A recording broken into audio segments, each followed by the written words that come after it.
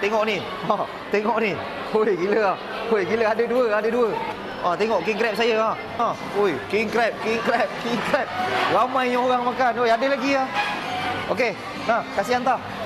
Kita ada lagi king crab. Ha. Alright. Ni table berapa? Kasih hantar. Tuan Rahman kasih hantar. Ramai bet orang makan king crab.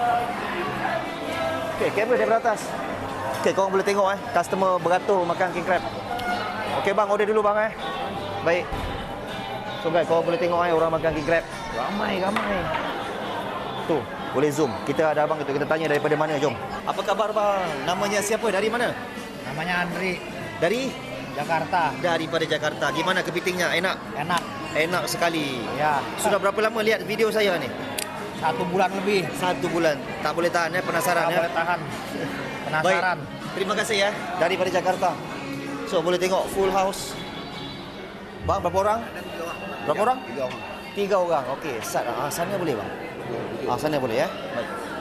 Okey, jom kita ke meja luar. Okey guys, korang boleh tengok full house. Ini table sekali 2 dia order. Kita tanya abang ni daripada mana? Okey bang, Assalamualaikum. Nama siapa, dari mana? Dari Saifu, daripada Kemaman. Daripada Kemaman, Terengganu. Sampai 2 king crab bang Ya. Berapa lama bang tengok video saya sebelum mengidam nak ke sini bang? Tahun lepas dah. Setahun dah. Memang patutlah kalau setahun bang Baik bang, boleh paling orang-orang Terengganu kena cuba king crab kat sini bang? Orang Terengganu elok datang. Baik bang Terima kasih banyak bang daripada Terengganu. Jauh betul lah bang ni Terima kasih banyak. Orang Terengganu makan king crab. Ini saya punya follower juga ni. Kita tanya ayah ni yang betul-betul minat dekat saya.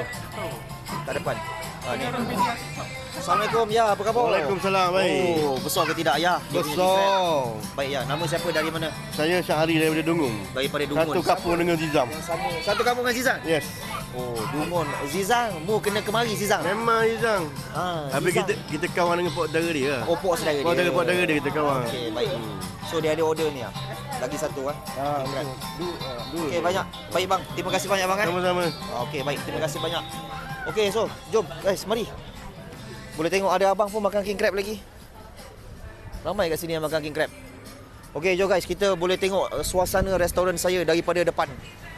Boleh tengok daripada depan. Okey, so korang boleh nampak saya punya suasana full house daripada hujung sampai ke hujung. Saya ada 3 buah pintu restoran. Pintu pertama, pintu kedua, pintu ketiga yang boleh memuatkan 600 kerusi. Okey guys, tolong cek sekejap dah follow saya ke belum. Kalau belum follow, tolong follow saya. Tolong share video saya.